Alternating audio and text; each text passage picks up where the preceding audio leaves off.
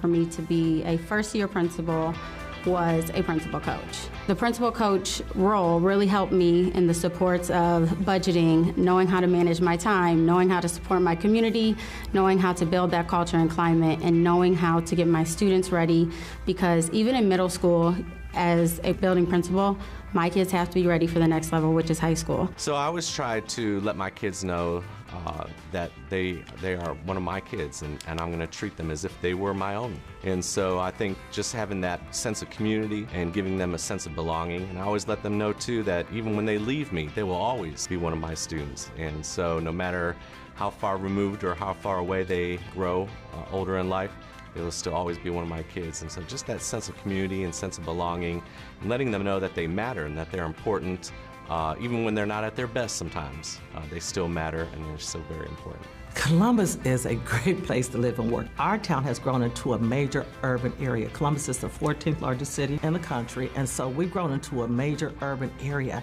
However, it still has that small town feel.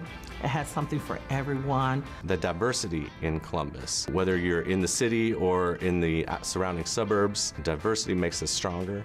And so I think that's one of the things that makes Columbus very special. The opportunities that Columbus has afforded to me, and they took a chance on me, I say take that leap of faith and come to Columbus. I would say you owe it to yourself to work for Columbus City Schools. You will have a rich experience of whatever you choose to do. If you want to work as a teacher, if you want to work at the building level as a secretary, or if you want a central office position, it is a great place to come to network, to hone your skills, and to not only that, but to pour into people. We are educating future doctors, lawyers, educators, and entrepreneurs. Our students are very important. I tell my students daily that they were great before me and they continue to be great after me, and I mean that because our students have made my teachers great and they have made me great as well.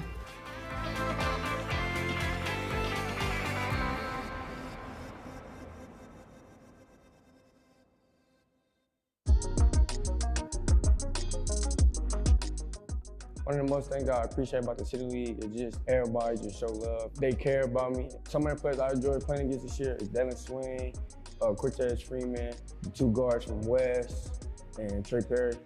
And I say that because they're high competitive players and they give me a matchup. I really do feel in the City League we have some of the best coaches. Me being a City League alum myself, I get to relive those moments every day from practice to games, and I'm very proud to be a head coach in the Columbus City League. I'll shout out George Harold, Adrian Francis, and Lamarion, because them just like older brothers to me on the court. A lot of his success is credit to his teammates, but it's also a credit to his leadership. They're all like brothers, and they all want to see him succeed as well. Some things I appreciate about Coach Chuck is just how he is on and off the court. Like on the court, he tells us it's the difference between liking a game and loving the game. Don't be a part-time basketball player. Then off the court, he's a really big role model because he's just not a coach to me, he's a dad. Just someone I can call on. Dominique Akins is a special kid, kind of knew his family off the court. And the relationship me and him have is bigger than basketball. We talk about a lot of things outside of basketball, and just to see him involving in these last 2 years and what he's doing this year just goes to the testament of the type of kid he is. Very hard-nosed, and he's very special to this program, especially after losing to Mr. Basketball and team that's won a city and district championship. And Walnut Ridge has always had the next guy ready to step up, and for him to be doing what he's doing in his junior year makes me feel proud to say that Walnut Ridge is in good hands. I say I want to start engineering just because that's just something I've just been looking forward to since I was a young kid. And that's what my brother went to college for, so he just inspired me to do that. And when college coaches come see me, they see that I can score the ball well, I can pass it, play defense, I got a good attitude. College coaches should recruit Dominique Akins because some of the things he's able to do and escape out of trouble, you can't teach that. What he's doing this season, averaging over 29 points in his junior year, seeing double teams being physical with him, I think he has all the tools to be successful at the next level. I know a lot of coaches probably spend a lot of time preparing for him, and the biggest jump from his sophomore year to junior year is he's able to adjust to that. So I think college coaches will just leave Walnut Ridge after watching Dominique play and just see the ultimate competitor he is on both ends of the floor. You know, he's doing big things now in his junior year, so I can only imagine what's going to take place in his senior year. I think he will be ready to, once he touches the floor freshman year, to make an immediate impact to whatever university is lucky to have him.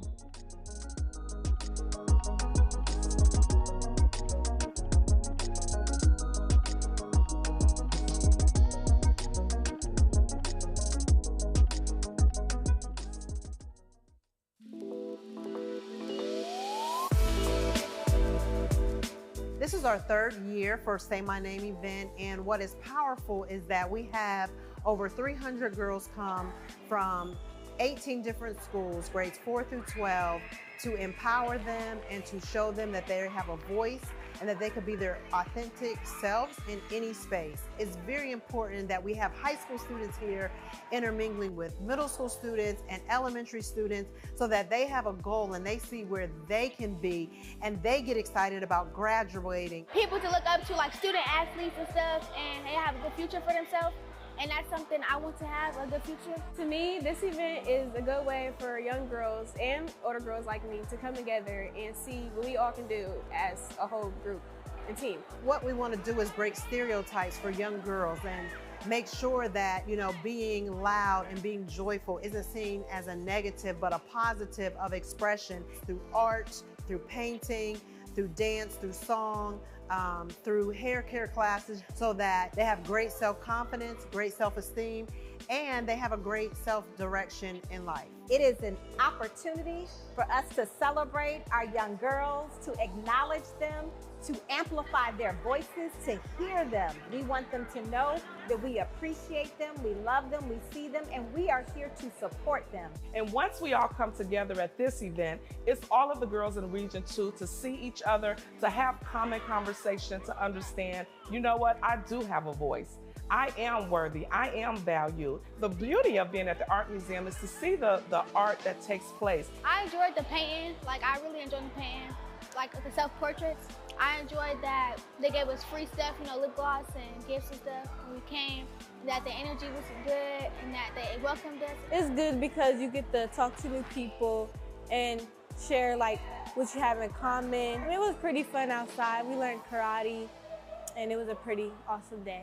What an awesome opportunity for our elementary girls to see that middle school and high school girls are able to share and have conversations with them. I like that I could be an example towards them because, they're still growing up. Well, I'm still growing up too, but, they look up to us and, we're role models for them. I think it's good to know, for some young ladies, to know that you're not alone and that it's not always about, the bad things and that we can all come together and make something positive all together. We can help each other and not make it envious or a competition, and that we're all here and we're on the same boat. I think today, with battling so many negative connotations on social media and how people use social media, this gives them an opportunity to post positive things and to say, I belong, I matter, I'm loved, I'm nurtured. And so it's that counter narrative to some of the things that cause anxiety and depression. You are unique, you are beautiful, you are brave, and we got you. We are here with you. We stand alongside you, and you can accomplish anything that your heart desires.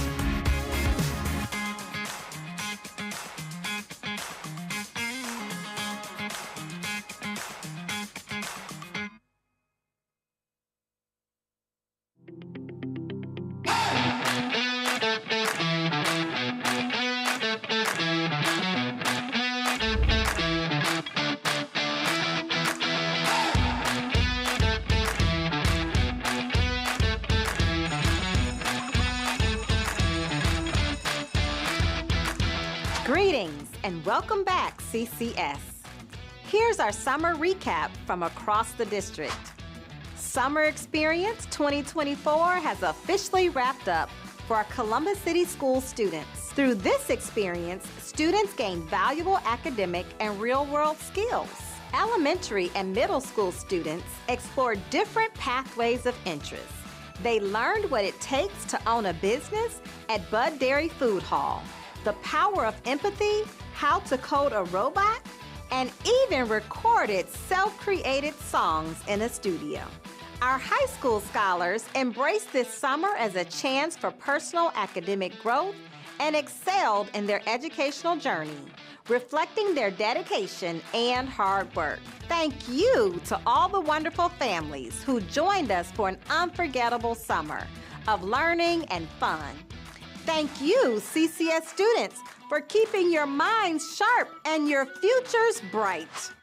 The atmosphere was electric as Woodcrest Elementary School welcomed students back into the classroom for the start of the 2024-2025 school year on Wednesday, July 24th. As the only year-round school in the district, Woodcrest set the stage for the new academic year with an enthusiastic gathering featuring a lively performance by our very own Yorktown Middle School Band and a clap-in welcome back celebration. Here's to a fantastic 2024-2025 school year at Woodcrest Elementary. On Wednesday, July 24th, Northgate Intermediate School buzzed with excitement as our community gathered to celebrate the MLS All-Star Community Day with the Columbus crew. This back-to-school event was nothing short of spectacular, packed with activities ranging from exciting giveaways of stylish backpacks and essential school supplies to vendor merchandise. The day was filled with engaging experiences for everyone.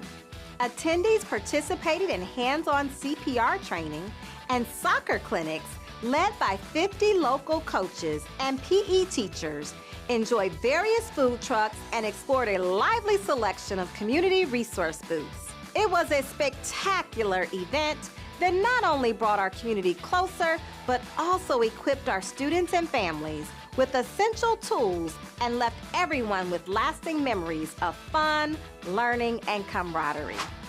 Columbus City Schools has been hard at work completing significant capital improvement projects across the district. These extensive updates include installing new HVAC systems in gymnasiums and auditoriums, completing renovations at Mifflin High School and Scottwood Elementary, adding new playgrounds, and so much more. These projects enhance comfort, modernize facilities, and create safe, engaging student spaces, all of which reflect our commitment to providing a high-quality educational environment. Save the date! On Saturday, August 17th, from 10 a.m. to 2 p.m., the Fort Hays campus will be filled with thousands of families for the third annual CCS Back to School Family Resource Fair. More than 100 vendors, community partners, and dozens of district departments will be ready to help our students prepare for the new school year with school supplies, backpacks, and so much more. Nationwide Children's School Health Center will be open for services to give needed school-required vaccines and physicals. This signature event is sponsored by NBC4, Columbia Gas, Columbus Recreation and Parks, Making a Difference Foundation, and the American Red Cross of Central Ohio, Mount Vernon Avenue District Improvement Association, and Stay in the Game. Register today and spend a fun-filled Saturday with us on the beautiful campus of Fort Hays. These have been your highlights from around the district for August 6th. Thank you so much for joining us.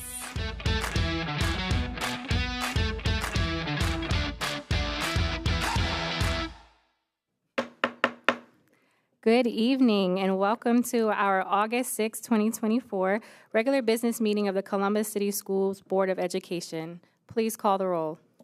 Ms. Adair? Present. Ms. Ingalls? Present. Ms. Reyes? Here. Board President Vera? Here. Mr. Cole? Mr. Simmons? Board Vice President, Dr. Pierce. Excused. All right. Quorum. Thank you. At this time, would you please rise for the Pledge of Allegiance? Pledge allegiance to the flag of the United States of America and to the republic for which it stands, one nation, under God, indivisible, with liberty and justice for all. Good evening. Welcome back, colleagues. We are excited to get back to the work. As we hop into our 2024-2025 school year, I just want to highlight the importance and the commitment we have here as a district to the safety and security of our district. That remains a top priority for us as a district, as a board, and as part of the district's layered security protocols, we are implementing an enhanced security measures for all Columbus Board of Education meetings starting today. So thank you all for participating in that. We are learning and growing in this space because your safety is our utmost concern. And with safety concerns rising nationally, it's crucial that we implement enhanced security measures, including detector screenings. And certainly we're open to suggestions and feedback as we navigate this process alongside of our team. Tonight, colleagues, we do have public comment. We also have quite a few items under board matters, some very exciting items under board matters.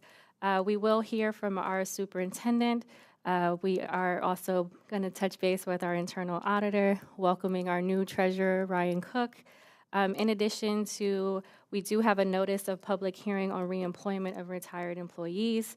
We also have a public hearing on reemployment of a retired employee, in addition to items 10.1 to 28.3 of a consent agenda and 3 additional items. And we do have an executive session. Is there a motion to approve the agenda? So moved. Second. Any discussion? Seeing none, please call the roll.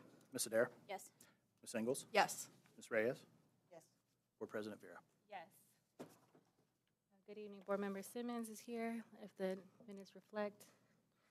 All right, so at this time, we will move into public comment.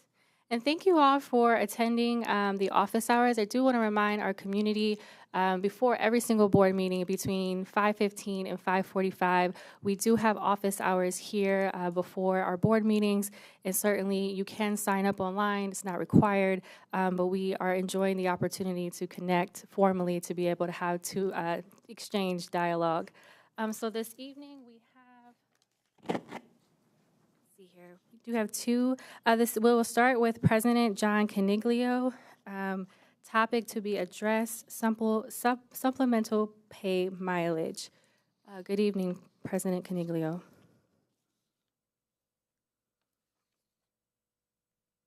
Good evening, President Vera and honorable board members. Welcome, Ryan Cook as treasurer, CCS, Dr. Chapman, Kevin. Honorable board members, I hope you all have had a well-deserved rest this July. I'm here tonight to address an ongoing concern on the timely payment for supplemental work and for mileage expenses for our traveling educators. It should not be a surprise to anybody that I'm here tonight to ask that this problem be fixed. CEA brought up timely payment up in negotiations in 2022. The district refused to commit to timely payments because they told us, quote, it would be impossible to sign off on anything that would require the district to pay folks on time. And I kid you not. I have had numerous conversations with top district administrators about this issue. CEA has provided human resources with a weekly list of your employees who have not been paid. Every week we are told, we will get back to you. Early 2024, we requested that someone from the treasurer's office be present at our joint labor management meeting to discuss pay issues. The presence of someone in the treasurer's office at these meetings has brought about no change. CEA does not want to be put in the position of having to tell teachers not to accept supplemental work because there's no guarantee of timely payment. So you all know that it's just not me complaining. Here's a small list of what our teachers are saying. My God, I can't imagine the total amount of money owed to teachers. This is why I refuse to do This is why I refuse not to do one single thing outside the contract. I have not been paid for work I did in 2022 and 2023. Some PAR CTs are waiting for their mileage checks from February and March. Missing my 20 hours of pay for not taking IEP days. I have not been paid for last summer's retreat in PBIS. I have not been paid for this summer. Still waiting on mileage reimbursement from April and May. I have not been paid for PBIS or building leadership teamwork. APE is still waiting on mileage and the 400 supplemental hours promised for the 2023-2024 school year. And admins wonder why no one volunteers for supplemental work. When I share how CCS handles this with colleagues in other districts, they cannot believe that folks must wait so long to get paid. It's unprofessional, hurts staff morale, hard to get folks to do supplemental work. PBIS committee for 2022-23 have not been paid for summer work in 23 and 23-24 school year. 2 timesheets are sent to the right person, and the right person says that they did not get them. Lunch duty for the full year to be paid at the end of 23-24 school year. Still waiting to get paid from 21-22. I was going to attend the math PD on the 13th. I decided it was not worth it if I have to wait 6 months to get paid. Every single year it's like this. Finally, I spent almost as many hours following up on missing pay last summer as I spent earning it. A reminder to all that time spent on clerical work is less time educators have for our students. CCS teachers should not have to worry about their pay. They should not spend precious time for following up with the district. CEA would be more than willing to partner to help streamline these pay issues. CEA would be more than willing to work with the district that ensures teachers know exactly what they're getting paid for. CEA looks forward to a time when we won't hear, "We will get back to you," and never do. We look forward to our districts committing to their obligation of paying folks in a timely manner for services teachers have rendered. Thank you so much for listening. Thank you, President Caniglio. Treasurer Cook, I'm sure you'll be following up. Yes, Thank you.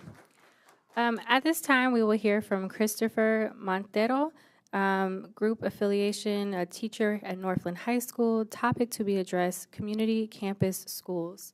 Good evening, Mr. Montero. Good evening. President Vera, Dr. Chapman, board members. First, I wanted to begin by thanking you for your courageous decision to press pause on school closures. I was especially encouraged by the comments explaining your rationale and your commitment to the public's vision for our schools. We all want CCS to thrive, to be the obvious choice for families in Central Ohio, to be a leader at the forefront of changes in education. That meeting made me hopeful that we could collaborate to build something incredible. Unfortunately, I felt whiplash just a week later when I learned of the district's decision not to hire a community campus coordinator to support Northland High School's transformation into a community school, despite committing to a pilot in the last CEA contract. As a Northland teacher who worked incredibly hard to educate our school on the opportunity and to apply, I was devastated. We had held after-school meetings, gathered votes from staff, students, and community members, and wrote a 17-page narrative of our school's readiness to transform, all with the understanding that the district also wanted to work with us for real change. It was an enormous challenge, but well worth it. The more we researched, the more we learned about huge improvements in student attendance, wellness, and performance in Cincinnati, Detroit, Oakland, all across America. The model's emphasis on building community networks and gathering feedback from all stakeholders aligns with our vision for a thriving Northland. We saw the potential, with 82% of our staff and 88% of students voting in favor of the initiative. When I explained the model to one student, he responded, "We should have done this years ago." We have real energy and momentum for change. Without a community campus coordinator, however, we do not have the resources to implement the model. That role is meant to lead a year of planning followed by implementation based on engagement with the whole school community. I was told the official reason was that the building leadership team could handle the job. Let me tell you, our school leaders already go well above and beyond their duties, but the demands of running the school limit their capacity for that deep transformation. A coordinator dedicated to that task is exactly what we need. I've been in conversation with educators in several community schools already, and they sent an emphatic message. The community campus coordinator is the person that makes the model work. Listen, our district is wonderful in so many ways, but we know that we've got problems too. The Northland community has told the district exactly what we need to thrive. Imagine being the school board that listens and enables Columbus's communities to take ownership of this education system. Through this model, we can do that work for you. We'll build from the ground up and convince our city that CCS is the best place for students. We just need you to support us. Thank you. Thank you. All right. This does conclude our public comment. Colleagues, we will move into item 4.1, Board Matters. 4.1 is a resolution to approve the collective bargaining agreement with OPSI Local 581. As we are preparing for this process, I want to take a moment and definitely open it up to my colleagues. Actually, we'll do the resolution first, and then we'll leave it open at that time. I would like to acknowledge Board Member Adair. Thank you. It is my honor to read the resolution for item 4.1. Resolution to approve the collective bargaining agreement with OPSI Local 581.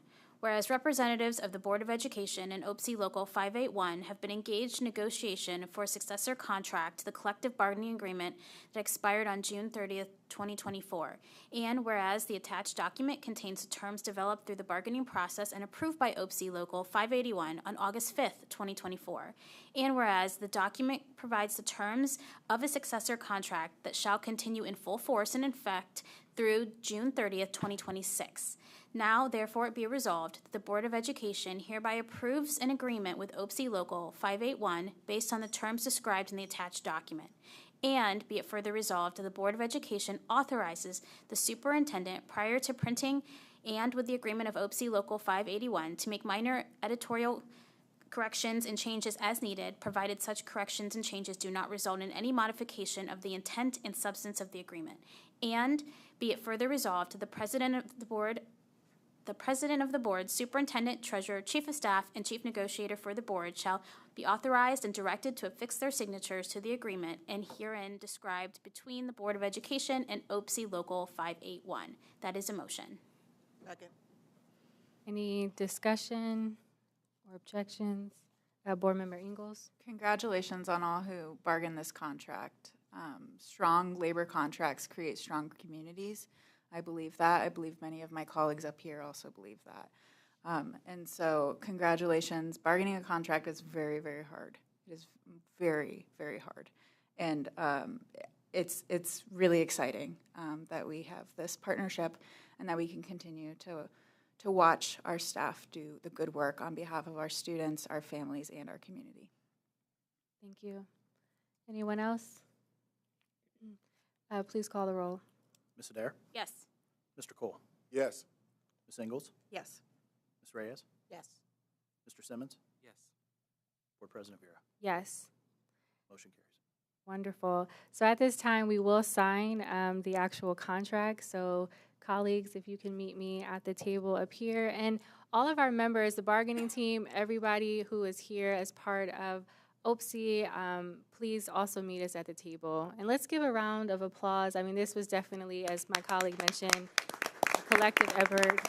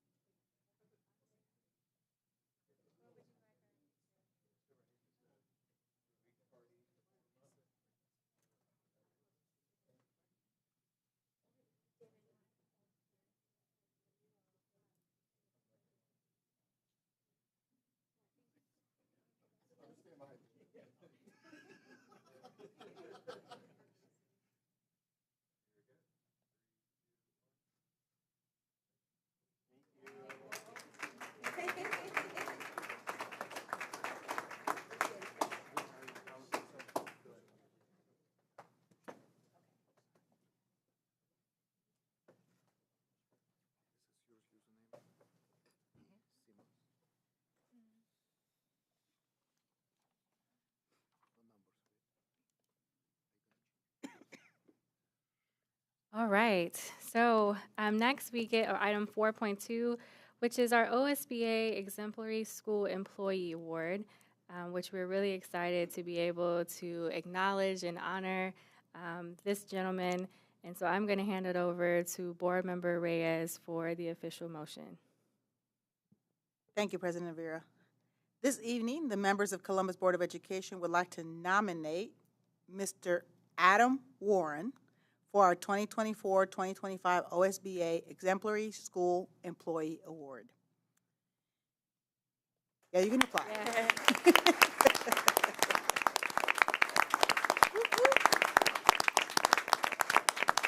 Yay.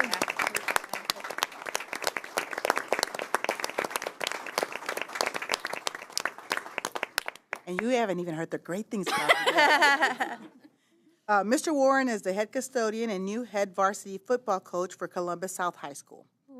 He has been employed with the Columbus City School District for more than 16 wonderful years. A 2004 graduate of Independence High School, Mr. Warren, in addition to his football duties, has served as the South Middle School basketball coach since 2017, the South Middle School basketball coach since 2018, and the Columbus South High School assisting varsity football coach from 2017 to 2023. Mr. Warren recognizes that the Columbus City School custodians are a huge part of the mentorship that occurs within the district schools. He and his team of custodians have embraced a student-focused approach and taken it upon themselves to be a part of creating a lasting impact upon the lives of our students and surrounding community. He also recognizes the importance of being that extra ear and calm voice that many of our students need. Thank you, Mr. Adam Warren.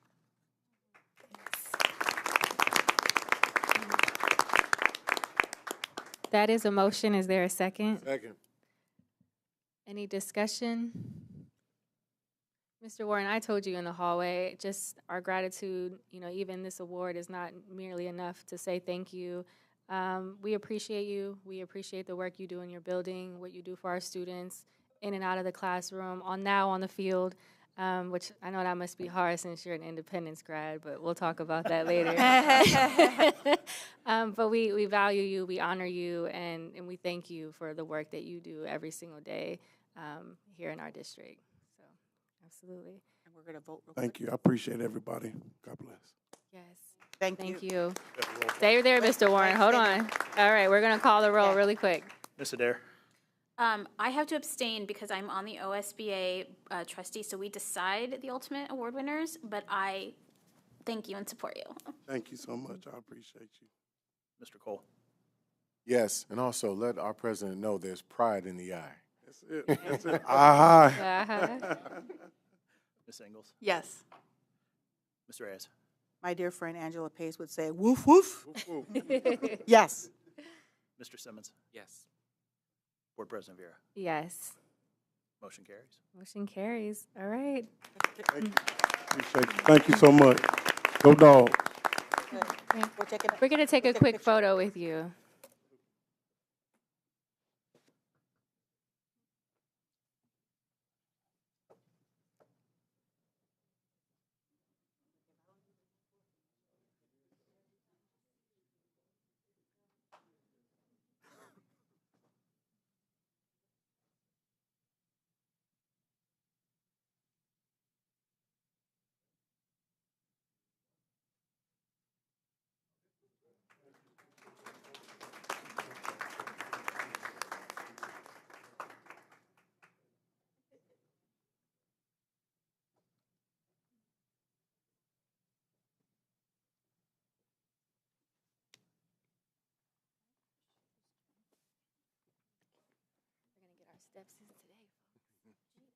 All right.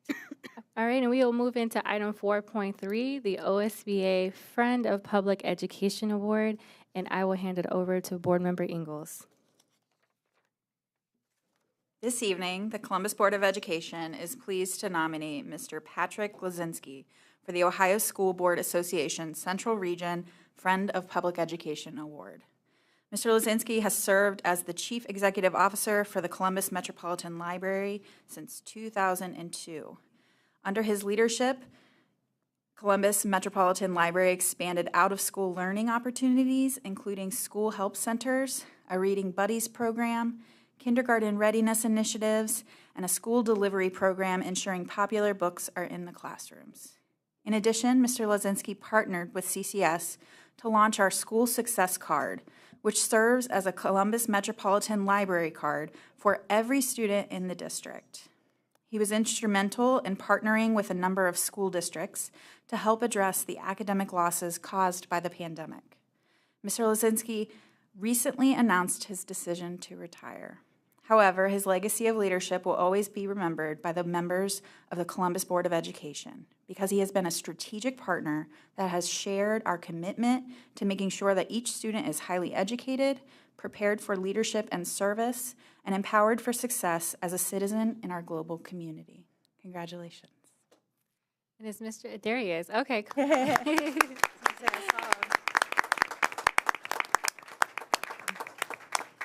This is when I publicly say I did all of those things, right? I had to bring Brooke Thomas up with me. Brooke is our K through 12 school success leader at Columbus Metropolitan Library. And all of the work that you talk about is really done with Brooke's leadership and Maya Reyes, who's our public service director for youth services, and what happens in the 23 locations throughout the district.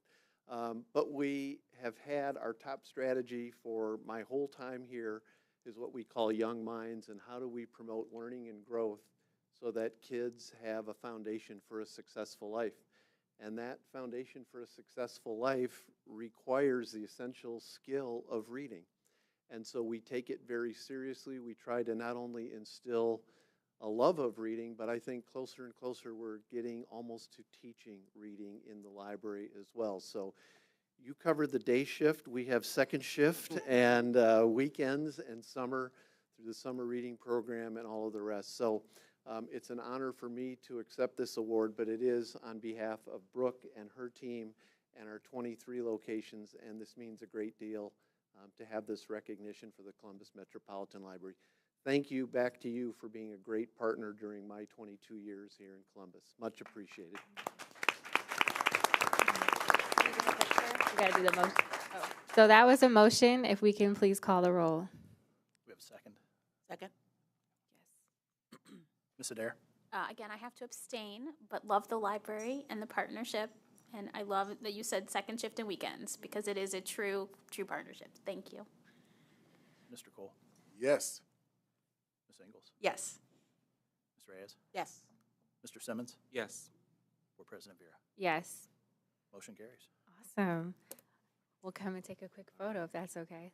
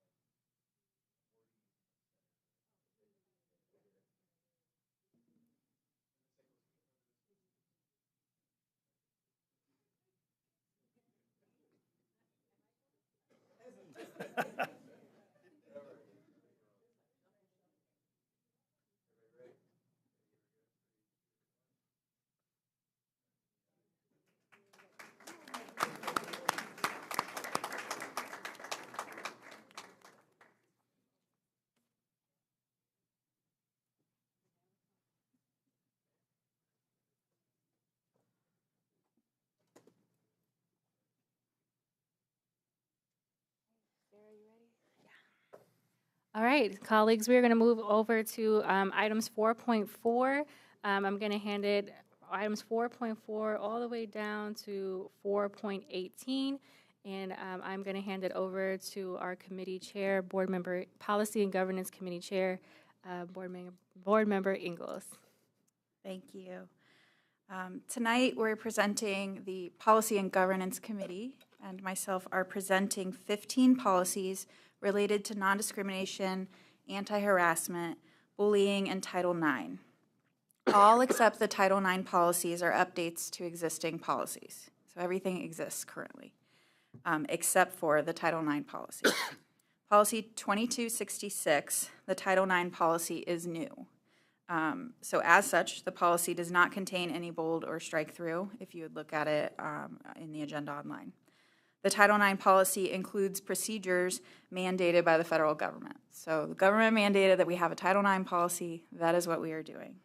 The updates to the existing policies include language that make them consistent with each other and Title IX itself.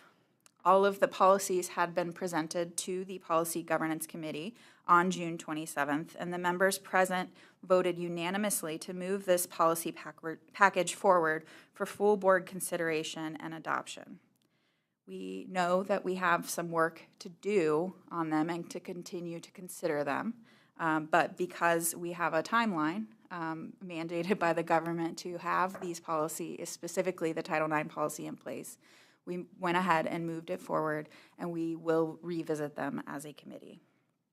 These policies are therefore being presented for compliance purposes and should be adopted as soon as possible. In light of the critical nature and this board's strong commitment to maintaining welcoming and safe spaces for all of our students and our staff, I recommend that we waive the second reading and adopt all the policies presented tonight. All right. That is a motion. A second. Any discussion or objections? Seeing none, please call the roll. Ms. Adair? Yes. Mr. Cole? Yes. Ms. Ingles? Yes. Ms. Reyes? Yes. Mr. Simmons? Yes. Board President Vera? Yes. Motion carries. And I want to just thank my colleague, Board Member Ingles, for just your hard work and working with the team and the committee. I know, as you mentioned, we do have a lot of work to do, but I'm encouraged by your leadership, and so thank you for your work on these policies. Thank you to the team. Yes. Yeah, Board Member Cole. Thank you, Madam President. Thank you again, Board Member Ingles, for your contribution and the team to this. This is sending a very clear message, once again, about treatment of people within our organization, that we hold the highest standard of how we behave towards one another as adults and as children. One of the toughest things I've ever had to do in a principal's role was explain to not just youngsters, but even adults at times, why it's so important, and these policies are set in place for us to monitor and measure and set the standard about how we talk to, treat each other, engage each other. So thank you very much for helping us continue to set that bar. Thank you, Board Member Cole. Anyone else? Okay. Before we move into item 5.1, hearing from our amazing superintendent, I did want to take a moment. I received word today that former coach Michael Early, assistant football coach and assistant basketball coach at Beechcroft High School, has passed away. And so, we just want to send our thoughts and prayers to the Early family, to the students and team members of Beechcroft High School. Certainly, we will work with the team to, do something more formal. But I just learned about this today, and so if we could just take a moment of silence just to honor Coach Early and thank him and his family for their sacrifice and contributions.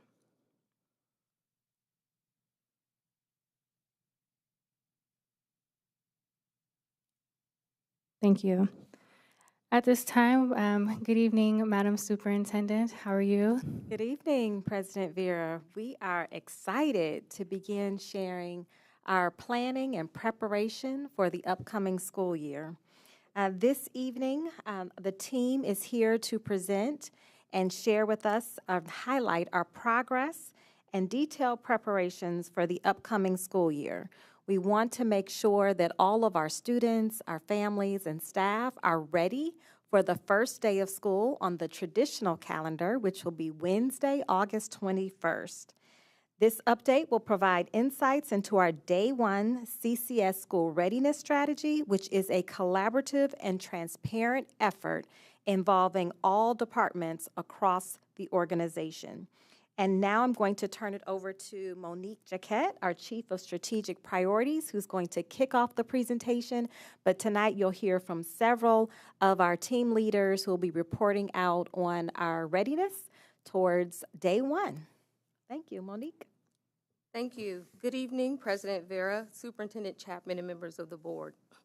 Tonight, the team is prepared to share important updates with you and our community on our Day 1 CCS readiness strategy. But first, I'd like to highlight the amazing first day at Woodcrest, which kicked off the official back-to-school season here in CCS. And as we know, amazing first days don't happen without the coordinated and intentional efforts of every department and labor association represented in our district. So kudos to all involved in creating the conditions for a fantastic day one for our families and staff at Woodcrest. Before we hear from our leadership team, I'll share a brief overview of our Day 1 CCS strategy to ensure a great first day at every school across the district. The goal of our Day 1 CCS school readiness strategy is to ensure all Columbus City Schools students, families, staff, and facilities are ready for optimal support, teaching, and learning on the first day of school, August 21st. Our cross-departmental strategy is collaborative and transparent and ensures these outcomes, making sure families have received essential Day 1 information from the district, that staff are hired, onboarded, and in place, that students are enrolled in the correct grades and courses on the first day, that instructional materials are delivered to schools, and that our facilities are clean, secure, and inviting. Each week, our department teams independently assess their overall progress. During our weekly check-ins, we also review feedback from our school leaders and take action to address challenges that may require the input of multiple departments. During these touch points, department leaders are able to strategize and make decisions based on data and feedback from our schools. This level of collaboration and transparency eliminates the need for guesswork and increases our overall efficiency and productivity. Utilizing our readiness tracker, pictured here, each week, department leaders assign a self-rating of overall progress toward completion of tasks from off-track to complete. This is also where leaders give key updates that the readiness team should be aware of, including any critical issues that could impact opening day, as well as any additional supports they may need. Having dedicated time each week to check in with colleagues and receive feedback provides us the opportunity to best serve our students, families, and staff without duplicating efforts or overlooking important details.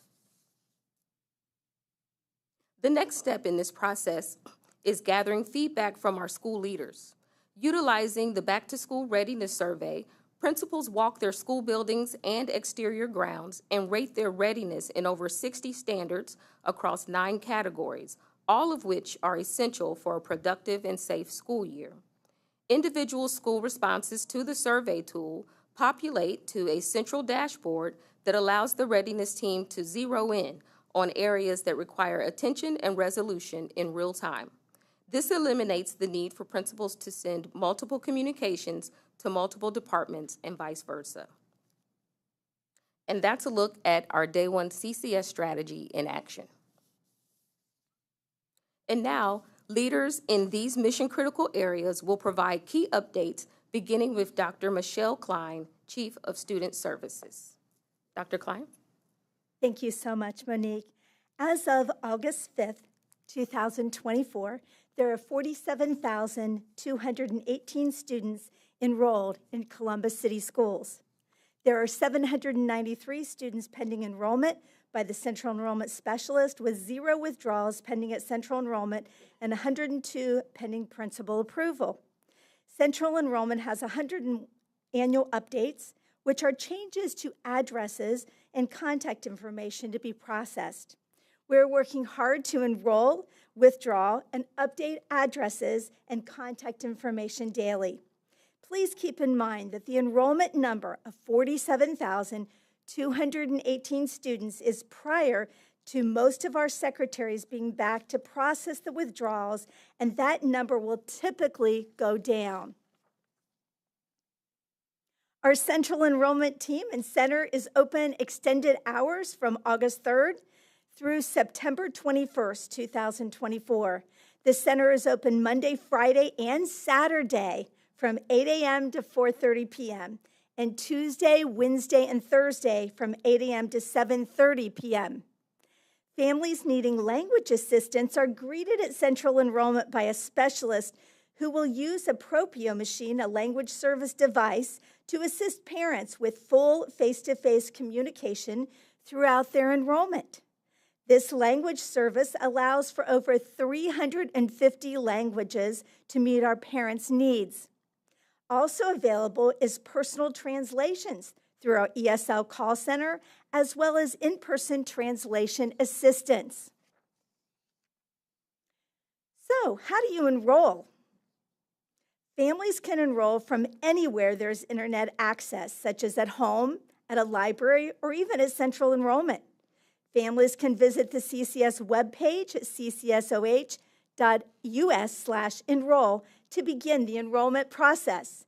Families are asked to gather all pertinent documentation and complete the Speedy Pass or online registration. Once the Speedy Pass online registration has been completed and submitted, an enrollment specialist or student data specialist will review the application, their documentation, and process accordingly.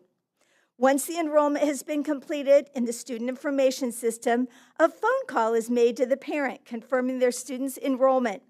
Parents receive a welcome email confirmation along with information regarding their school of enrollment, their start date, parent portal access, setup information, as well as a district calendar.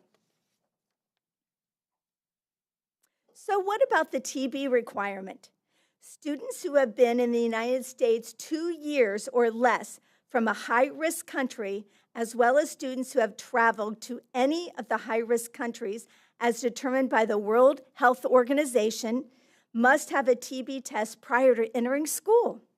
Tests are available across the parking lot from the Central Enrollment Center at the Nationwide Children's Hospital Student Health Center or at Columbus Public Health, free of charge.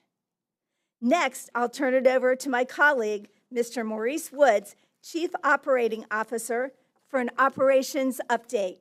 Maurice? Thank you, Dr. Klein. Good evening, Madam Chair. Good evening, board members. I want to start by really taking this opportunity to acknowledge the operations leadership team who's here. They've been doing an amazing job. They do an amazing job every year, but I really think they've gone above and beyond this year. And I will start out my presentation by talking about the fact that the summer work this year is on track, and we will be completed for the start of the 2024-25 school year, pending no last-minute emergencies. Really excited about that. We're also working to improve our language accessibility across departments. A couple of things that we're doing is we're adding transition liaisons to our call centers, transportation, and making sure that we have some available in food service. We don't get very many calls there, but we want to make sure that we're ready for that. And we're also putting our menus out in multiple languages, just making an attempt to accommodate for our changing demographics. Two departments I want to highlight today. The first one is our capital improvement highlights. Again, another department that continues to do an amazing job. Over the summer, they've worked on 119 construction projects. All projects are progressing as scheduled. To name a few of these projects, Mifflin High School, Ames Middle School, and Scottwood Elementary School. Those are all receiving interior renovations. The 119 projects cover 13 categories, which fall into 3 major categories. I would like to start with learning environments, which is classrooms, auditoriums, gymnasiums, furniture, etc. Infrastructure, roofs, HVAC, electrical, etc., and athletics.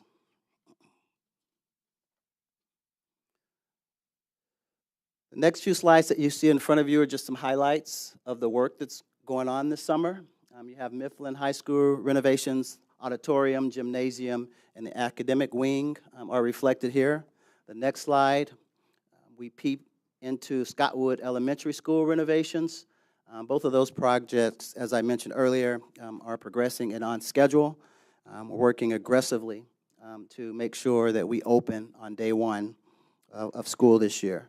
And then the last picture are just various playground upgrades that we've implemented throughout this summer in various locations. The next department I want to highlight is transportation. Really excited about the work that's going on here. Our routers have completed 98% of the students being routed. That equals over 36,000 students. And while we were doing that routing, since July 1st, we've also been able to provide updates and requests from those that were calling in to approximately 78,000 families. Updates include new enrollments, address updates, student information, and any other changes to student records. So I just want to applaud the efforts of that team for capturing that data and information for the district. In early February, the transportation team began working on eliminating mailers. We've identified that a continuous improvement opportunity for this department is to make sure that we can provide more accurate and timely data to our families. And we concluded that it's important that we provide that information via a way other than mailing out mailers. We've done this over a two-part project. This allows our team to spend more time routing, and it provides students additional transportation services for the first day of school. But as I mentioned, it also provides the families with more timely information.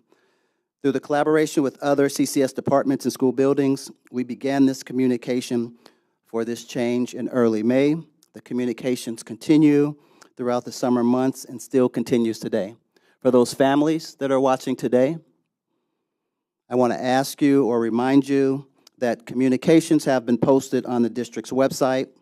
We're also sending out messages to all of our families to make sure that they check Parent Portal. I'll repeat that. Please check Parent Portal to get the latest information on your student's route. We're also using other forms of communication to include robocalls, text messages, and emails about student routes and information. That's my update for today. Thank you for this opportunity. At this point, I'd like to bring up Mr. Russell Brown.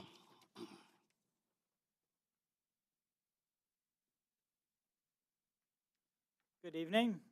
Pleased to join you this evening to give an update for our IT department and the hard work that they've been doing. Our IT team has been making great progress in preparation for the beginning of the school year. As of last Friday, the team had prepared over 3,000 classrooms for the opening of school.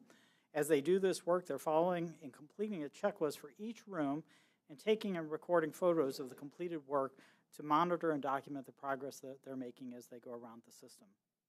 The team has also been preparing devices for the coming year.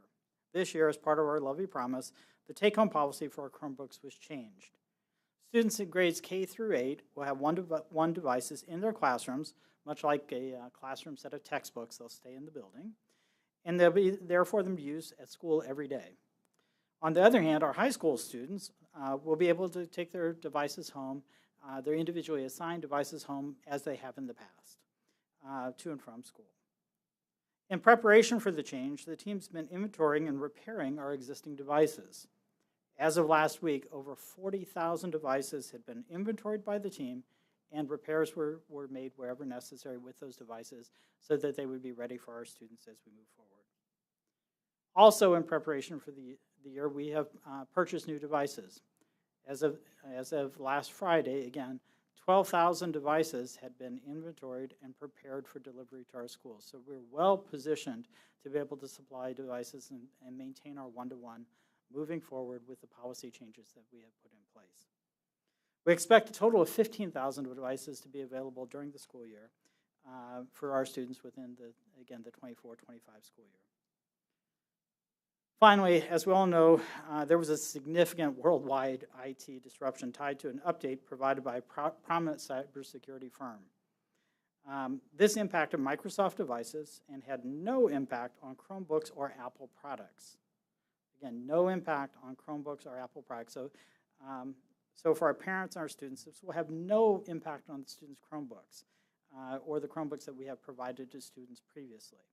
If your student's Chromebook isn't working, please make sure to return it to the school for it to be repaired or replaced. So again, if folks out there have Chromebooks that aren't working, please just return them to the school. Again, we will repair and or replace them as needed. While the update did affect Columbus City Schools, our core systems were up by noon the same day. Most devices that were impacted were addressed within days of the event. We are working with our schools team to proactively find and address any Microsoft devices that may still need to be fixed. The fix is quick, it takes about 5 minutes, but it must be done manually by a technician. So it requires someone actually sitting down with each individual device to go through it.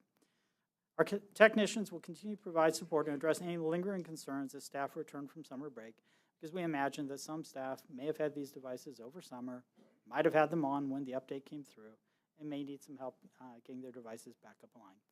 We expect that, and again, folks can reach out proactively to their schools, and we will make sure that the technicians are there to resolve it.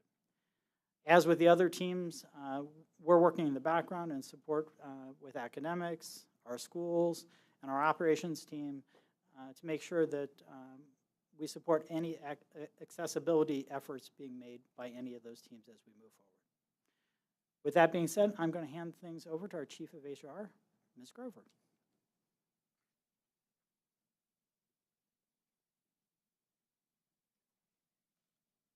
Good evening. Before I start talking about the overview on staffing, I want to celebrate the hard work of the talent department over the past year and especially in this last summer months. The results of their efforts will be evident as we move through the information tonight. We are slated to start the school year with 97% of the total certificated positions filled. The district has 98% of the general education classroom positions filled, 97% of the departmental positions. These positions include art, music, phys ed, CTE, and other positions. 92% of the special education classroom positions are filled, and 99% of the student support positions, including nurses, social workers, counselors, occupational and physical therapy, and other student support positions. This also includes the levy-promised increase in counselor and social worker positions. The cessation of ESSER funding resulted in approximately 80 teachers moving back into vacant classroom positions for the upcoming school year, helping to reduce the overall classroom vacancies. In addition to the levy promise of 56 building substitutes, the district has committed to fund 1 building substitute for each building and additional allocations to cover classroom vacancies and support special education needs. The highest areas of vacancy remain in the special education classroom positions. The nation is facing a shortage of special education teachers, and CCS has been feeling the impact. To help bring teachers into these crucial roles, the district is utilizing incentives for teachers to move to areas of high needs, including special education, as well as creating pipelines to fill classroom positions. The classified staff support our students every day in various roles across the district. The talent department had a great summer as we partnered with operational areas to recruit classified employees for the district with a focus on employing our community members. The team held on-site hiring events, walk-in Wednesdays, and attended many summer events throughout the city. One of the barriers to employment for classified positions has historically been the costs associated with background checks. To remove this barrier, the district committed to cover background checks for the months of June, July, and August. 74% of the bus driver positions are filled at this point, but as you will see on the next slide, we have a robust pool of trainees in the pipeline to become bus drivers. We are very excited to work with our union partners to add the civil service van driver classification to help support the transportation of our students with special needs. We are moving applicants through the hiring process and look forward to having them ready for the first day of school. 97% of the classroom instructional assistant positions are filled. The remaining vacancies will be filled by candidates already in the applicant pool. The district committed to add 68 additional custodian positions as part of the levy promise. The positions will be offered for bid to internal candidates first, and the remaining vacancies will be filled with external candidates currently in the hiring process. We expect to have all positions filled by the first day of school. 30 additional safety and security positions were added as a part of the levy promise. The internal bid process is complete and external candidates are in the hiring process to fill the remaining vacant positions. We expect all positions to be filled and ready to go by the first day of school. Some of our other important classified positions, such as food service, transportation, and school-based support positions, are currently 96% filled with candidates in the pipeline. All right, this year, the district will be welcoming 267 new certificated staff to support our students in the upcoming school year. On the classified side, to say that the bus driver hiring process is complex would be an understatement. This hiring season, we are happy to report that in partnership with our transportation team, we streamlined the hiring process to yield a very high number of new hires. The June and July hiring event served over 400 walk-ins, and we are moving our bus driver and bus driver trainee candidates through the pre-employment process. While we have only realized 7 bus driver hires over the summer, we have a large pool of bus driver trainees working to become drivers. As of today, there are 95 bus driver and trainee candidates currently in training classes or scheduled for the next training class or in various stages in the hiring process. This hiring season will mark the highest number of new bus driver trainees in 5 years. So as we prepare for day 1 and beyond, departmental teaching staff have been reallocated to support special education classroom positions. The talent department will continue to process candidates through the hire process and continue recruitment efforts throughout the year.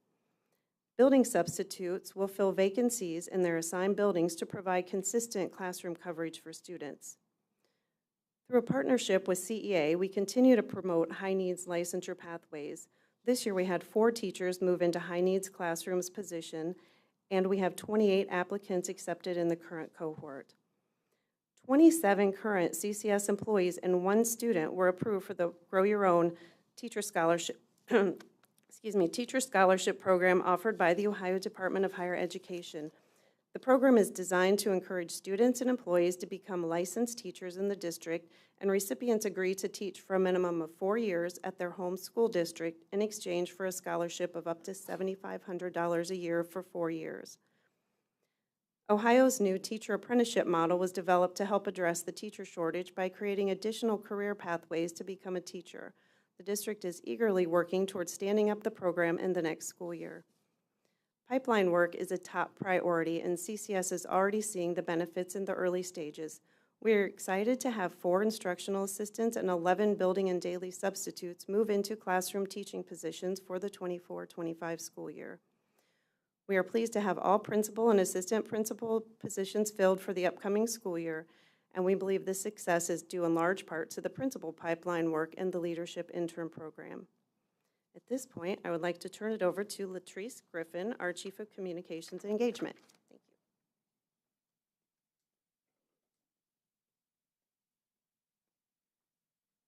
you. Good evening. First, I would like to start by thanking our communications team for their creativity and hard work throughout the year, but especially for the start of school. We are thrilled to share the school year theme for 2024-2025, which is Dream Big and Achieve More.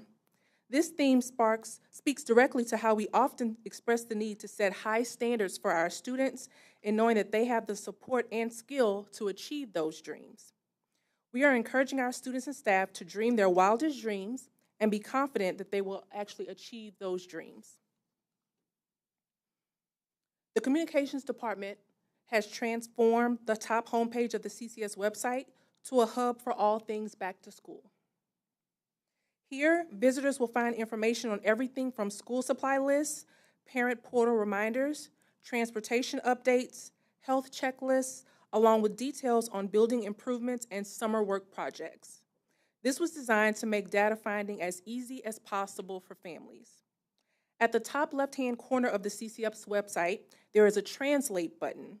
Once clicked, a drop-down menu will appear for families to select the language of their choice, and all information will be translated accordingly. Next, I would like to bring up our Executive Director of Engagement, Lee Cole, to discuss our Welcome Back initiative and upcoming back-to-school resource fair.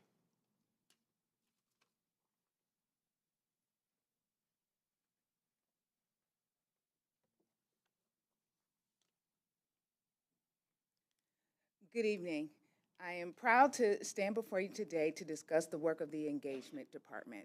Our team has been working diligently over the summer to prepare a welcoming environment for our students so that they are ready to learn at the first day of school. This year, the engagement team has been working on the Welcome Back Initiative.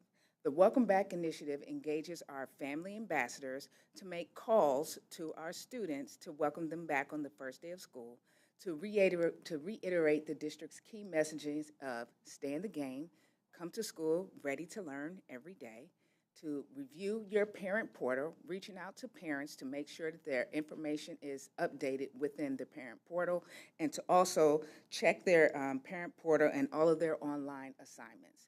We have worked collaboratively with different district departments to not only come up with these messages, but to also strategically align our messages and targeting different groups within the district. Our Welcome Back initiative begins with robocalls. Then it goes into our second tier, which we are working with our whole child and transportation to reiterate and focus on our attendance goals. The Stay in the Game initiative targets our moderately chronic absent students, which we have over 8,000, which we're making personal phone calls with our bilingual liaisons, which is a partnership with our ETSS partners to focus on translations so that students and their parents are able to understand all of our messages in their native languages. Those are primarily in our top 5, but some of our families and our moderate chronically absent student group are also in other languages. So those languages are also translated into Pashto, Portuguese, Swahili are amongst some of those languages that they are translated into. Students and their families in that chronic moderately group will also receive Chase mailers. Chase mailers are postcards that remind them of the first day of school, and this is what they will receive. These calls and these postcards are starting going out to families this week. These have also been translated into our top 5 languages as well. Those will go out up until the end of the month, and those are going out to over 5,000 families as well. Now, back to school fair. August 17th has quickly become one of the largest events in Columbus City Schools and back-to-school events in the city. August 17th, the campus of Fort Hays will be transformed into the back-to-school fair. Led by our partners, MBC4, Making a Difference Foundation, Columbia Gas, the campus of Fort Hays will be transformed to a back-to-school event where families will receive backpacks, school supplies. The Nationwide Children's Health Center will be giving sports physicals and also vaccines and wellness exams at this event as well. Currently, we have over 100 vendors ready to serve our families in our community. To receive a backpack, the child must be present. All of our communication has reiterated this as well. Any overages will be shipped to the schools where students that were unable to attend will receive a backpack at that event. We also have over 16 different district departments ready to serve and welcome students on that first day of school as well, including translation services. Along with school supplies, upon entering the campus of Fort Hays, families will also receive district calendar magnets, and you have those at your desk now. Those are also translated in our top 5 languages as well, and our goal has been to remove as many barriers as possible for families to be able to not only communicate with their schools, but know and understand the district messages in their home languages as well. Families will also have the opportunity to converse with central enrollment, and also transportation will be there as well to answer simple questions and also be directed to update their information on the parent portal. And that concludes what we're doing in engagement, and I turn it back over to Ms. Monique Jacquet. Okay, thank you, Dr. Chapman. Thank you, Monique. Thank you to our team leaders that have shared.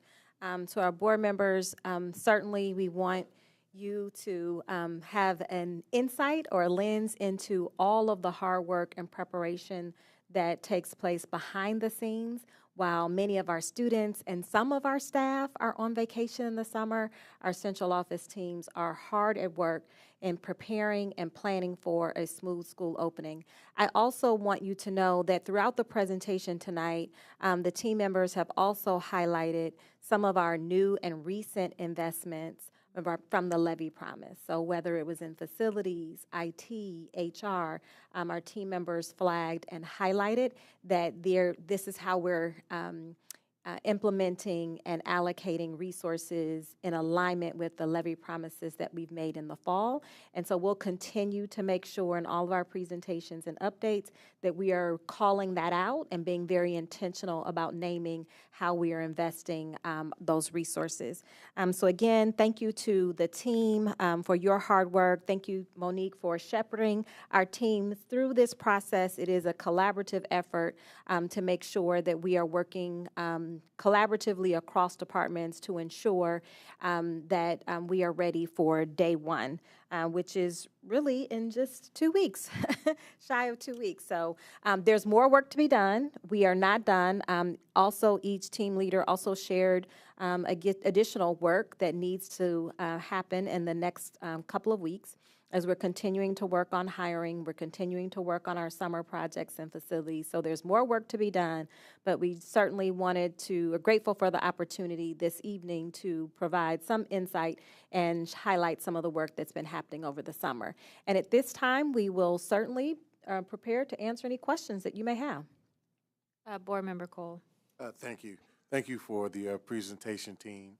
I have a question about transportation. And thank you so much, Mr. Woods. My question on transportation is around our communication with charter schools. And I'd like to get some idea, and for my colleagues as well, as to what is their role in informing their students post our engagement with them. What is their role in informing their students about their bus transportation route with us? And how does this change this kind of contraction and expansion that happens with transportation when there's a de-enrollment or a withdrawal that changes the routes? How does this impact that population of students? So thank you for the question, Board Member Cole. So I'll tell you what I know, and I'll be appreciative of our relationship with charter schools. So we have a deadline in transportation where we're supposed to receive all routing information from all non-public schools, including charters.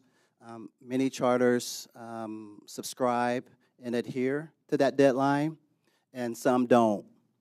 So for those that don't, sometimes it's a challenge for us to have the students routed at the right time. We do our best. We make the phone calls.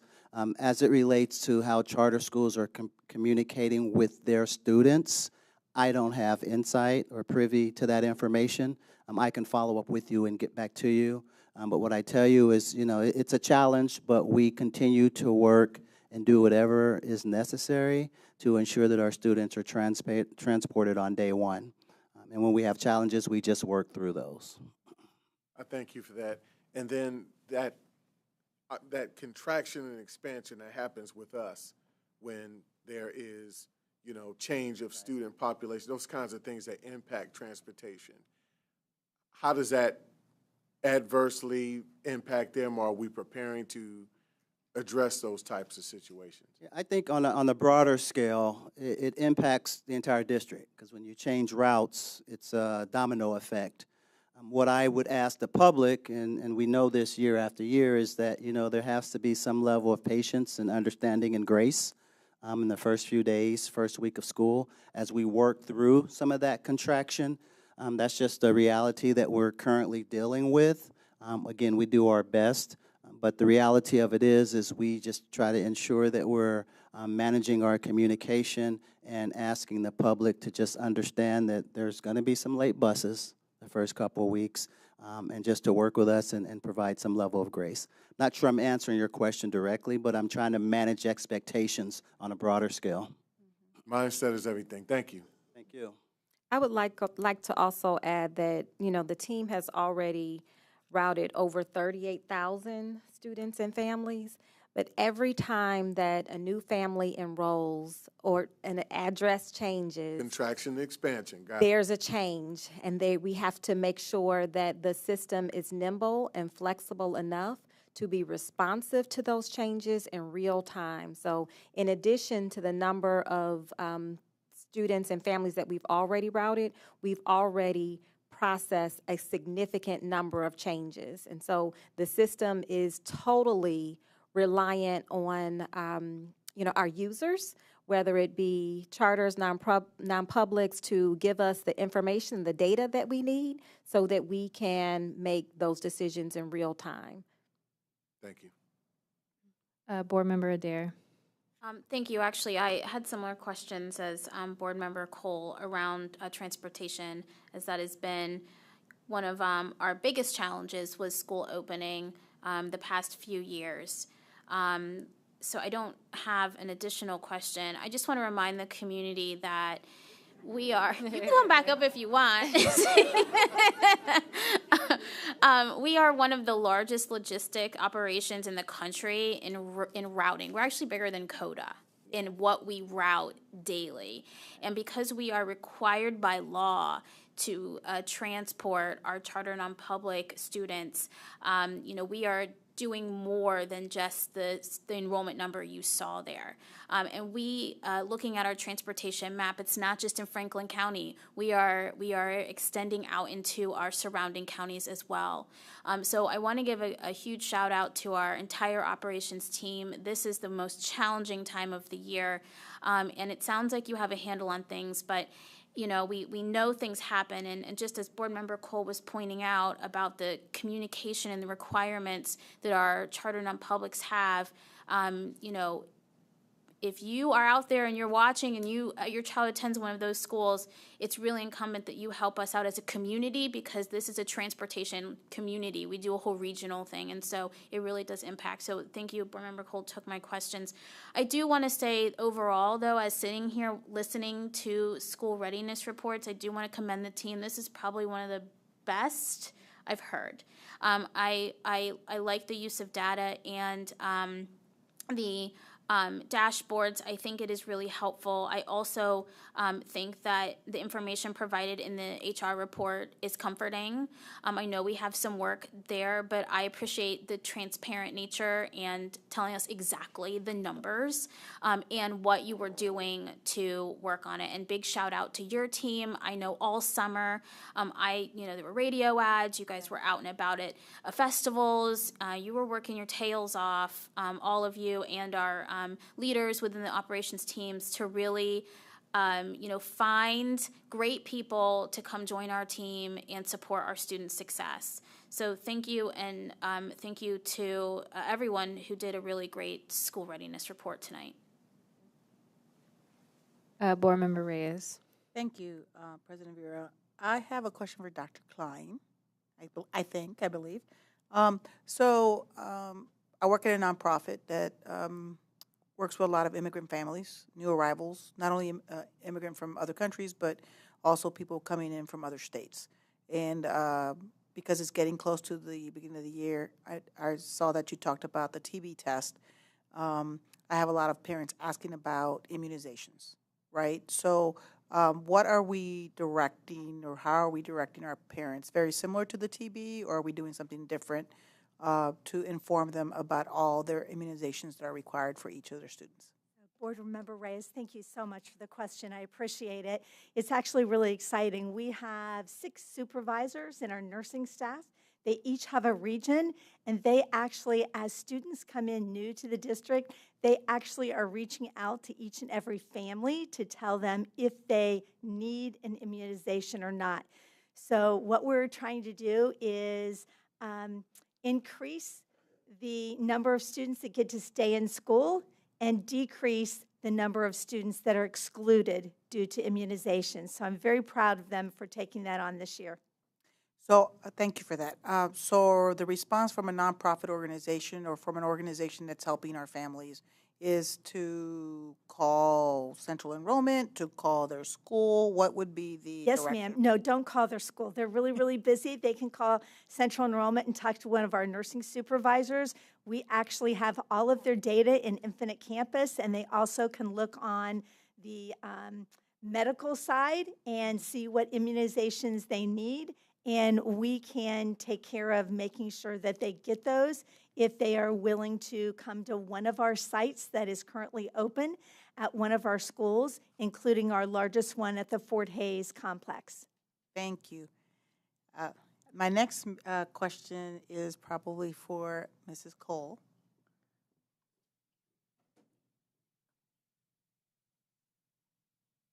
So I have, thank you for your presentation. I had a question come to me about sponsorship. So I had about the back to school drive.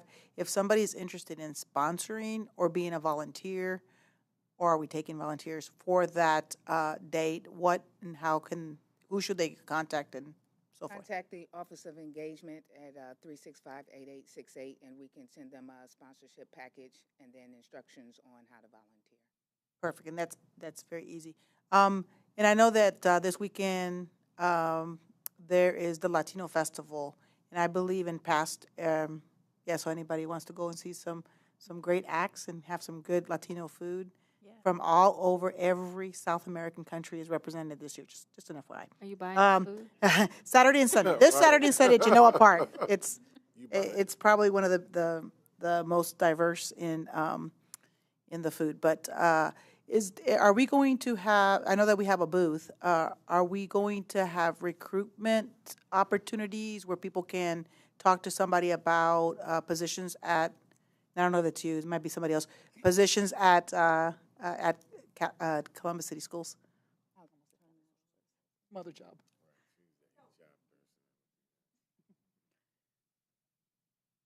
Currently have anyone signed up to go to that event, but I certainly will follow up on that and see if we can at least. I saw us on the list. Okay. I'm not sure who. There may be a department that has a booth at the festival. I'm not sure we can confirm which department, but we can certainly make sure that we have resources and materials available so that we can share it with our community. Okay. Even if it's not recruitment, we'll make sure there's recruitment information there. Perfect. Thank you. That's all my questions. Board Member Ingalls. I just had a quick request. With the enrollment numbers, I understood that we don't have the clear picture quite yet because the secretaries are not in to fully process that with withdrawal numbers. But I would like to understand, I think it'd be beneficial for our board to understand where our unenrollments are coming from. And so if in the future, when we do finally get those final numbers, if we could have them broken down by region and school and then also conceptualized within the last 10 years so that we can understand, what's happening with our enrollment in the district a little more finely. Thank you, Board Member Ingalls. One thing I would share with you that I would like to do in addition to that would be to tell you what school their home school by address was supposed to be. Oftentimes it is not very accurate to just tell you where they are now, because their homeschool by address may be completely different. There are many schools already that we are sending students away from right now and placing them in their second, third, and fourth alternative according to the bus transportation department. So I just want you to be aware of that. And as far as what I can tell you just from central enrollment, the last 2 weeks, so 2 weeks ago, we were completely caught up. We had 0 applicants to process, and of course now we have lots. But one of the things I can tell you is our new Americans are booming. It is a great site at Central Enrollment, and I can tell you that they are the majority of the enrollments that we have processed in the last 2 weeks. Okay. Can I ask a follow-up question, President Vera? So when we see the withdrawal numbers eventually, am I to understand that could be withdrawal from your school and not necessarily withdrawal from the district?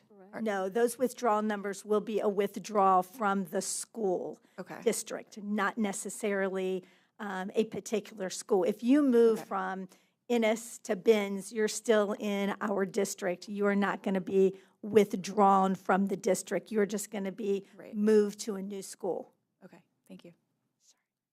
Thank you. And I just have a couple of quick questions. One of my questions was for HR. And so, Amy, thank you so much for sharing this data. My question is around specifically to our IAs. If there are IAs that have not been given actual assignments yet, when can they anticipate getting their assignments, or just how? I was trying to get clarity as to the dates in terms of if we have people right now that still have not been given an actual placement, when can they anticipate getting their actual placement for the school year?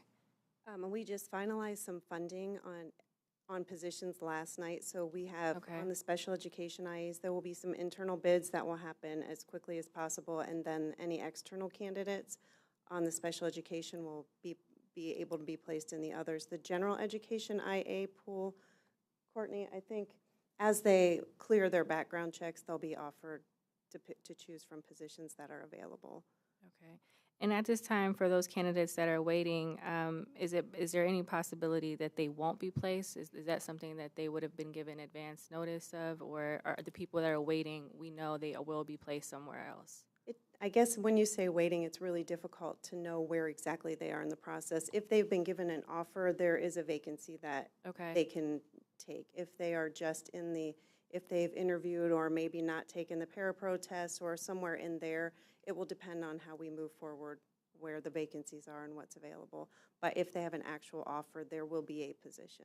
Okay. And you mentioned there was some funding approved last night. Yes. Okay, great. That clears that up. Thank you. And then my next question is actually for IT. Just wanting to get some clarity around, I know you mentioned, I think it was the elementary group, now the laptops will be staying in the schools. And so just wanting to get some understanding as to, because that's very different for what our students have been doing for quite a few years, especially around iReady and students who need additional support. And so do you have any information yet? Will those students be given the opportunity to take those laptops home, or is essentially that's just how we're kind of doing it moving forward? So two things. As part of the levy promise, we agreed to revisit our model. And in part, that was due to loss and breakage and needing to come up with a more sustainable model moving forward. We didn't do that in isolation. We had a pool of teachers, principals, central office folks that we talked to about how the devices are used educationally. And we already had a number of buildings that were already bringing devices back in voluntarily before we even went this route. And so it sort of built upon the momentum of what was already going on in buildings at the elementary and middle school level. So as a rule, these will be like, again, classroom sets that stay in the building. That being said, we understand that in some cases, folks are going to want to check one out, and we're going to work through a process so that there will be a limited pool of devices that can be checked out from the buildings for those students who need to take one home, much like you would a library book. Okay. Thank you. And then my final question relates to IT. I know in years past, especially for the high school students who will be given the opportunity to take their devices home, we also provided hotspots to a percentage of students. Are we still doing that, or we didn't hear anything about the hotspots? Is that still an option or offering? So hotspots were a bit of a necessity during the pandemic, when that was how folks accessed education at home, and if they didn't have Wi-Fi access at home, then it was a real limitation. Following the pandemic, the number of hotspots that were used diminished over time. So we had fewer and fewer of those. So we've become much more targeted in the use of hotspots for students who, there's a clear demonstrable need for example, our students who are homeless, or students who might otherwise have be in foster care, et cetera, where we may need to supply something to help them have access, and students that are in our online program as well. Okay. But for most students, this is not a necessity at this point in time, and so we've trimmed that back substantially. Okay. Thank you. Any other questions? Okay. All right. I do. Board Member Cole. Thank you. If you could stay, Dr. Brown. I'm not sure if I heard or not, but provided the student falls behind in their coursework, and this is not something that's odd or irregular for any building. You have any number of students that may be because of lack of attendance, illness, any number of things that impact their ability to complete an assignment. But when they don't have that one-on-one opportunity at home to complete that assignment, how are we looking at supplementing that? How are we looking at ensuring student success in completing assignments? So again, we were in a bit of between a little bit of a rock and a hard place on this. The model that we had in place was not going to be sustainable moving forward. So we, again, looked hard at where loss and breakage was occurring and how we could begin to have a more sustainable model moving forward, and one where we could ensure that students had devices at school where they use them most of the time. You know, one of the challenges we had is that if students didn't bring it back and somebody wanted to use it in the classroom, it's like coming to class and not having a math book. You know, it's a bit of a challenge. So, you know, in an ideal world, if we had an infinite amount of money, then we would definitely want to have double sets and have a classroom set and a take-home set. We're not in that position. And again, we work through that process with our buildings and with our teachers and with our academic staff around that. So I think there are opportunities for folks to do catch-up time at school with that. We have a wonderful partnership with the library, and some of this work can be done at the library as well. And we will work in, again, a checkout program at the schools for a limited number of devices to be able to go home when needed and when a person needs to be able to take it home.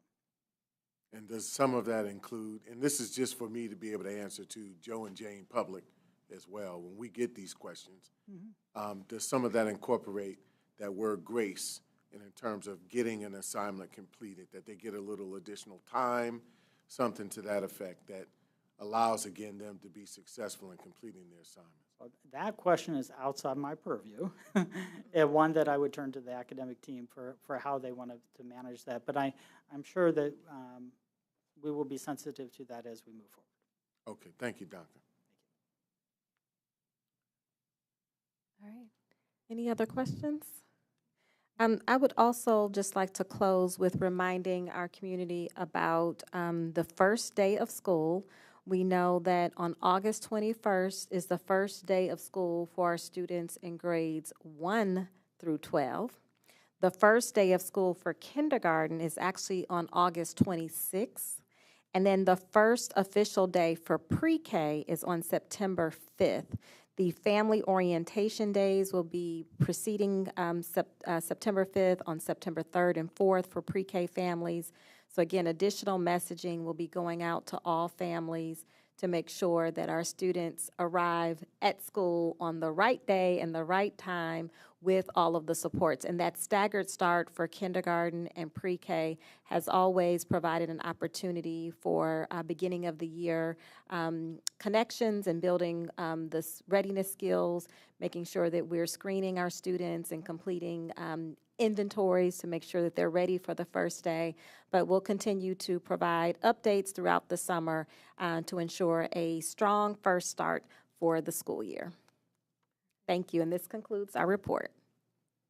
Thank you, Madam Superintendent. All right. Good evening, Auditor O'Connor. How are you, sir? Good. Good evening, everyone. Great. I do not have a report this evening. Do you have anything you want to tell us? No? Just welcome back. Okay, great. Thank you. And good evening, Treasurer Cook. How are you, sir? I'm doing well, thank you. We are so excited to welcome you to Columbus City Schools. You know, just your background, your passion. We are very, very excited to collaborate with you. As you've heard tonight, you've got a lot of backlogging and There's some work things to we do. can look at. Yes, absolutely. But I wanted to give you an opportunity if you have anything you'd like to share. Yeah, I just would like to thank everyone that I've had the chance to interact with. Dr. Chapman's team has been phenomenal. My fiscal team's been phenomenal. The board has just been amazing and supportive at this point. I'm excited to be here. I look forward to working with all of our educational partners. I know we have some work to do. We're going to dive in and work on that. I just appreciate everyone's support as I learn the district.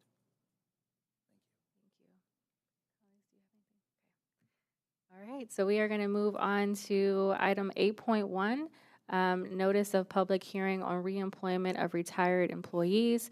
Pursuant to the Ohio Revised Code, Section 3309.345, the Columbus Board of Education gives notice that Paula W. Hughes, librarian who retired from the Columbus City Schools effective May 31st, 2024, is seeking employment with the Columbus City Schools as a librarian effective October 7th, 2024. The board will hold a public hearing on September 3rd, 2024 at 6 p.m. at 3700 South High Street, Columbus, Ohio 43207 on the issue of Mrs. Hughes' reemployment. Item 8.2. Pursuant to the Ohio Revised Code, Section 3309.345, the Columbus Board of Education gives notice that Andrea Pinnell, instructional assistant who retired from Columbus City Schools effective May 31st, 2024, is seeking employment with the Columbus City Schools as an instructional assistant on October 2nd, 2024. The board will hold a public hearing on September 3rd, 2024 at 6 p.m. at 3700 South High Street, Columbus, Ohio 43207 on the issue of Mrs. Pinnell's reemployment. And then finally, item 8.3, pursuant to the Ohio Revised Code, Section 3309.35, the Columbus Board of Education gives notice that Deborah J. Swallen, school counselor who retired from the Columbus City Schools effective May 31st, 2024, is seeking employment with the Columbus City Schools as a school counselor effective October 2nd, 2024. The board will hold a public hearing on September 3rd, 2024 at 6 p.m. at 3700 South High Street, Columbus, Ohio 43207 on the issue of Ms. Swallen's reemployment. At this time, colleagues, we will move to item 9.1. Which is a public hearing on reemployment of retired employees. Pursuant to the Ohio Revised Code, Section 3309.345, the Columbus Board of Education gives notice that Tanya Wilwall Duncan, physical education teacher who retired from Columbus City Schools effective February 28, 2019, is seeking employment with the Columbus City Schools as a physical education teacher effective August 21st, 2024. We do not have anyone here for that hearing, so that hearing is now closed. Colleagues, we will move on to our consent agenda for the evening, which consists of items 10.1 to 28.3. Is there an item that a board member wishes to pull for separate discussion or consideration? Seeing none, please call the roll. Oh, wait, do I need a motion? I'm sorry, my bad. Second. No, it's day one. Can I have a motion to approve? Motion second. Yes, thank you. Now I'll call the roll. Ms. Adair? Yes. Mr. Cole? Yes. Ms. Ingles? Yes. Ms. Reyes? Yes. Mr. Simmons? Yes. Board President Vera? Yes. Motion carried. Great. And we do have three other legislation items, which consist of items 29.1 to 29.3. Is there an item that a board member wishes to pull or discuss for separate consideration? Are they all separate? They're all separate. They all have to be separate? Okay. So we'll do item 29.1. Is there a motion to approve? So moved. Is there a second? Second. Any discussion? Seeing none, please call the roll. Ms. Adair? Yes. Mr. Cole? Yes. Ms. Ingles? Abstain. Ms. Reyes? Yes. Mr. Simmons? Abstain. Board President Vera? Yes. Motion carried. Great. Now we will head into item 29.2. Is there a motion to approve? So moved. Second. Any discussion? Please call the roll. Ms. Adair? Yes. Mr. Cole? Yes. Ms. Ingles? Yes. Ms. Reyes? Yes. Mr. Simmons? Yes. Board President Vera? Yes. Motion carried. All right. And then items 29.3. Is there a motion to approve? So moved. Is there a second? Second. Perfect. Any discussion or seeing none, please call the roll. Ms. Adair? Abstain. Mr. Cole? Yes. Ms. Ingles? Yes. Ms. Reyes? Yes. Mr. Simmons? Yes. Board President Vera? Yes. Motion carried. Great. All right. So before we head into executive session, I did just want to make a few comments to our guests and our community partners that are listening this evening. One of the major things that I'm really proud of this board on is us coming together to really think about our committee work. And one of the things that we want to be able to share with our community is starting every second board meeting of the month, committee chairs will be reporting updates on their committee work. So we're really excited at the next board meeting for my colleagues to be able to share the vision, the work, what's to come. And with that, there will be conversations, preliminary conversations, and I want to highlight the preliminary conversations around the board's next steps as it regards to the task force recommendations. We are working in collaboration with our committee structures to evaluate next steps, in addition to scheduling some special meetings, and so that we can collectively work together on next steps, in addition to consulting and discussing with outside partners. So I know that has been a question and a conversation as to when we can expect to share, and just know that your board is working very hard. And so certainly we want to be able to share those next steps with you once we are ready to be able to provide that information. But at minimum, you can anticipate receiving updates from our committee structures every second meeting of the month as part of our board matters, to hear the work that my colleagues and I are working on, and what you as our community can get involved, engage, and certainly there will be more information to come. And so I wanted to be able to lift that up and to really highlight our commitment to the work, commitment to a school year. We're locked in, we're focused, we're ready to do our part as a board to support our superintendent and our other direct reports, and understanding that we have a lot of work to do, and we are committed to that work. We're committed to a successful school year, and certainly we want to be able to do that in partnership with all of you. So there will be more information, more opportunities to get involved. If you're interested in participating or watching our committee meetings, that schedule is posted online. So feel free to go to the Columbus City Schools website under board committees, and you will get information as to when those meetings are happening, the times, the location, and we will be streaming those meetings as well. And so there will be very meaningful work coming out of these 4 committee structures, and I'm very excited to be able to be a part of that and just to be able to collaborate alongside of my colleagues. With that being said, I also want to take a moment to recognize one of my colleagues. Board Member Reyes is actually celebrating a birthday on Thursday, and so we just want to say happy birthday, Board Member Reyes. Yes.